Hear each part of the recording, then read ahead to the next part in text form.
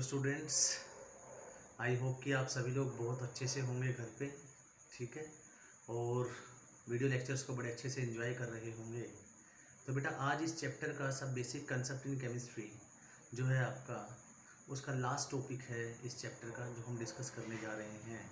और अभी तक हम लोगों ने इस चैप्टर में डिस्कस किया कि एटॉमिक मास क्या होता है, gram atomic mass, molecular mass, gram molecular mass, मोल कंसेप्ट, कॉन्सेंट्रेशन टर्म्स, ठीक है ना, जिसमें मोलैरिटी, मोलैलिटी, नॉर्मैलिटी, फॉर्मैलिटी हम लोगों ने पढ़ा। All this topics are very very very important. उसके बाद स्टोइचियोमेट्री पढ़ा, उसके बाद हम लोगों ने लिमिटिंग रिएजेंट पढ़ा, theoretical yield, experimental yield, percentage yield.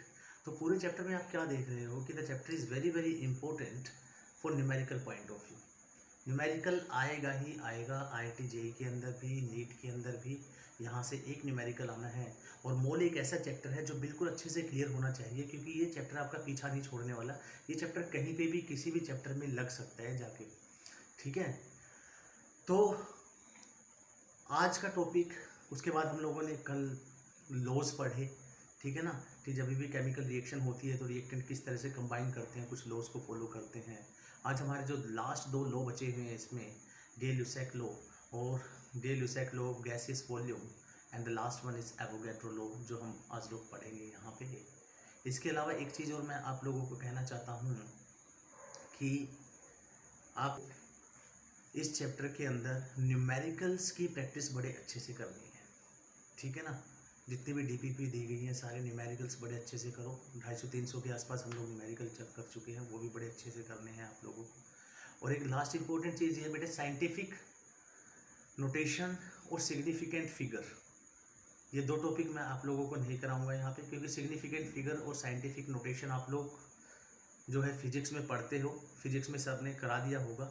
ठीक है ना, ये साइंटिफिक सिग्निफिकेंट फिगर कैसे देखते हैं हम लोग, और साइंटिफिक नोटेशन मतलब n × 10⁻n की फॉर्म में किसी भी नंबर को कैसे लिखा जाता है, उसे हम क्या बोलते हैं, scientific notation. Not very important, physics में भी आप लोग पढ़ोगे, तो इसलिए केमिस्ट्री में इनको यहाँ पे नहीं कराया जाता।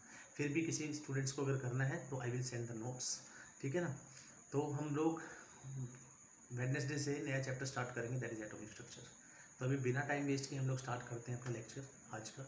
ठीक है, तो बेटा जो हमारा फिफ्थ लॉ है वो है गे-ल्यूसेक लॉ ऑफ गैसियस वॉल्यूम। ठीक है ना, इस लॉ की खास बात ये है कि ये जो लॉ है वो एप्लीकेबल है सिर्फ गैसेस के लिए। ये लॉ सॉलिड्स पे और लिक्विड्स पे एप्लीकेबल नहीं होगा। ये आपको बड़े अच्छे से ध्यान से सुनोगे कि गे-ल्यूसेक लॉ जो गे-ल्यूसेक ने 1808 में दिया था, ये लॉ एप्लीकेबल है only on the gases, not on the solids and liquids. और गैसेस के केस में भी किस पे, कि किसी भी, ये लॉ बेसिकली कहता क्या है कि जब भी किसी केमिकल रिएक्शन में दो गैस आपस में कंबाइन करके जो प्रोडक्ट बनाएंगी, यानी गैसेस आपस में चाहे कंबाइन करें, चाहे वो प्रोडक्ट बनाएं, और प्रोडक्ट अगर वो गैसेस की फॉर्म में बना रही हैं, ठीक है ना, या दो गैस रिएक्टेंट्स की फॉर्म में आपस में कंबाइन कर रही हैं, तो गैसेस जब आपस में कंबाइन करेंगी तो वो सिंपल वॉल्यूम की रेशो में आपस में कंबाइन करेंगी, और सिंपल वॉल्यूम की रेशो में ही वो क्या बनाएंगी, प्रोडक्ट बनाएंगी। ठीक है ना, वही ये कहता है कि when gases combine or are produced in a chemical reaction, they do so in a simple ratio by volume provided all gases are at same temperature and pressure। अगर सभी गैसेस के ऊपर सेम टेम्परेचर और pressure है तो gases हमेशा simple volume ratio में ही आपस में कंबाइन करेंगी। फॉर एग्जांपल हमारे पास 3 हाइड्रोजन और 1 नाइट्रोजन मिलके क्या दे रहे हैं, 2 mole of ammonia. 3 mole of hydrogen and 1 mole of nitrogen 2 mole of ammonia दे रहे हैं। यही हम लोगों ने पढ़ा चैप्टर में कि स्टोइचियोमेट्री को हम मोल बोलते हैं यहाँ पे। तो लेकिन मुझे यहाँ पे थोड़ी देर के लिए मोल को भूल के मुझे क्या देखना है कि जितनी स्टोइचियोमेट्री है वो क्या हो जाएगा। ये लोग कहता क्या है कि ये जो दो गैसेस हैं आपस में कंबाइन किस में करेंगी, वॉल्यूम की रेशो में, सिंपल रेशो में कंबाइन करेंगी, और जो गैस बनेगी वो भी एक सिंपल रेशो ही आपके पास बनने वाली है।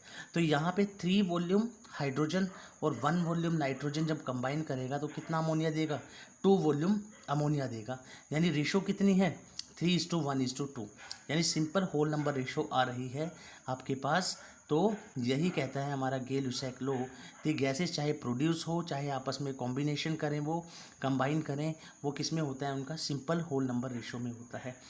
गैसेस पर ही क्यों एप्लीकेबल है ये लॉ? क्योंकि गैसेस बेटा क्या होती हैं, हाईली कंप्रेसिबल होती हैं, लेकिन हमारे सॉलिड और लिक्विड जो होते हैं वो कैसे होते हैं, इनकम्प्रेसिबल होते हैं नेचर में, इसलिए उनके ऊपर ये लॉ एप्लीकेबल नहीं होता, ठीक है ना। और दूसरी तरफ गैसेस के केस में अगर मैं दूसरा एग्जांपल लूँ, 2H2 plus O2 gives the 2H2, ठीक है ना।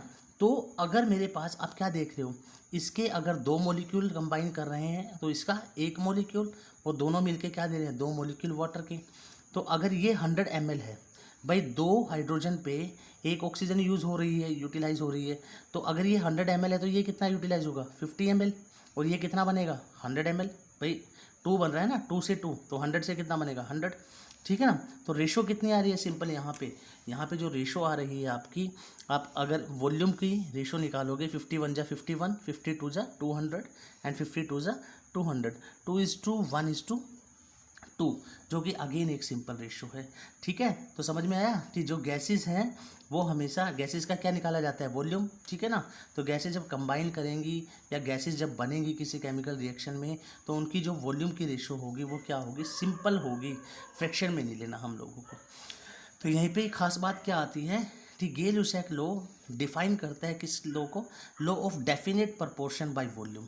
मैंने वॉल्यूम वर्ड यूज़ किया है, ठीक है ना। जैसे हम लोगों ने लॉ ऑफ डेफिनेट प्रपोर्शन पढ़ा था कल, वो किसको लेके पढ़ा था, मास को लेके पढ़ा था, ठीक। वाटर का मॉलिक्यूल चाहे आप कहीं से भी लो, किसी भी कंट्री से लो, उसमें जो एलिमेंट्स की रेशो होगी वो क्या होगी, वेट की रेशो फिक्स होगी। लेकिन गे लुसैक लॉ हमें गैसेस के बारे में बताता है जहाँ पे जो वॉल्यूम है वो एक डेफिनेट प्रपोर्शन में ही आपस में कंबाइन करेगा दो गैसेस का, ठीक है। उसके बाद इस लॉ को और भी अच्छे से एक्सप्लेन करने के लिए एवोगैड्रो ने 1811 में एक थ्योरी दी, ठीक है ना, जिसको हम क्या बोलते हैं, एवोगैड्रो लॉ। एवोगैड्रो एक इटालियन केमिस्ट था।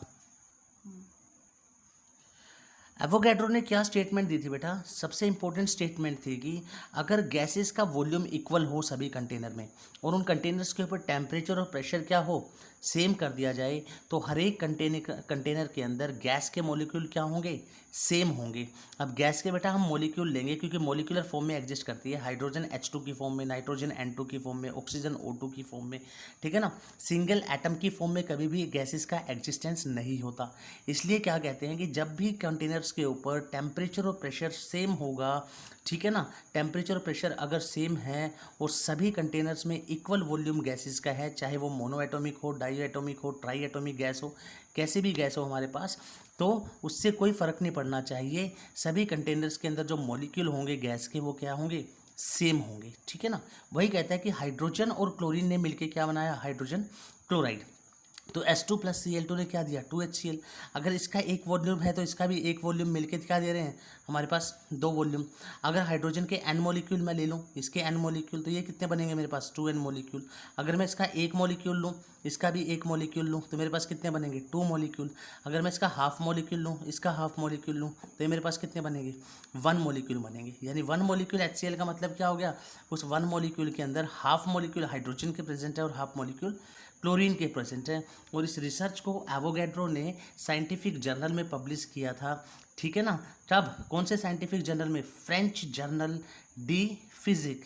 इसके बारे में आपको ज़्यादा अभी सोचने की ज़रूरत नहीं है, PhD में आप लोग पढ़ोगे कि किस तरह से रिसर्च को पब्लिश किया जाता है साइंटिफिक जर्नल्स के अंदर। तो ये बेटा ये फ्रांस के जर्नल का नाम है, French journal of de physique में इस रिसर्च को पब्लिश किया था। और इस लॉ को बड़े अच्छे से और सिंप्लीफाइड तरीके से समझने के लिए मैं आपको एक नया एग्जाम्पल देता हूँ यहाँ पे। और वो एग्जाम्पल क्या कहता है कि सपोज करो बेटा आपके पास 4 कंटेनर हैं, और 4 कंटेनर में, एक कंटेनर में ऑक्सीजन, दूसरे में नाइट्रोजन, तीसरे में हाइड्रोजन और फोर्थ में हमारे पास ओजोन गैस है। अब ये सारे डाई एटॉमिक गैस है, लेकिन ये कैसी है, ट्राई एटॉमिक गैस। और सभी कंटेनर्स पे अगर कांस्टेंट टेम्परेचर और प्रेशर हो, ठीक है ना, तो इस कंटेनर के अंदर भी 1 मोल गैस है, इसमें भी 1 मोल, इसमें भी 1 मोल, इसमें भी 1 मोल। और 1 मोल में वॉल्यूम कितना होता है, 22.4 लीटर, 22.4 लीटर, 22.4 लीटर, 22.4 लीटर, ठीक है ना। और वॉल्यूम जब सेम है सभी का 1 मोल में, तो जब वॉल्यूम है तो 1 मोल में हमारे पास मॉलिक्यूल कितने प्रेजेंट होंगे यहाँ पे 6.023 into 10⁻23 molecules of O2 present होंगे। एटम्स की बात नहीं कर रहा मैं, एटम डबल हो जाएंगे। उसी तरह से यहाँ पे भी कितने एवोगैड्रो नंबर, यहाँ पे भी एवोगैड्रो नंबर, यहाँ पे भी एवोगैड्रो नंबर।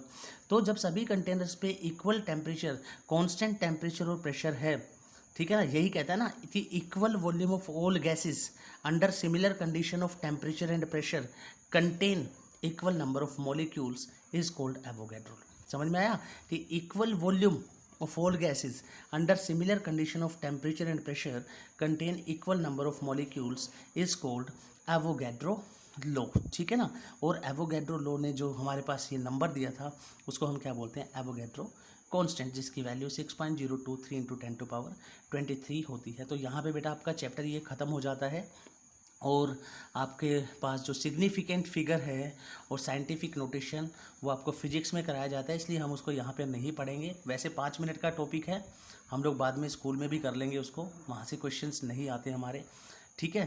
तो साइंटिफिक नोटेशन तो यही होता है सिंपल सा कि किसी भी नंबर को जो भी आपको दे दिया गया उसको n इंटू 10⁻n की फॉर्म में लिखना होता है हमें, ठीक है ना। तो हम इस चैप्टर को क्लोज करते हैं बेटा, और परसों से वेडनेसडे से we will start a new chapter, ठीक है ना, atomic structure, that is very very important. Okay, thank you very much.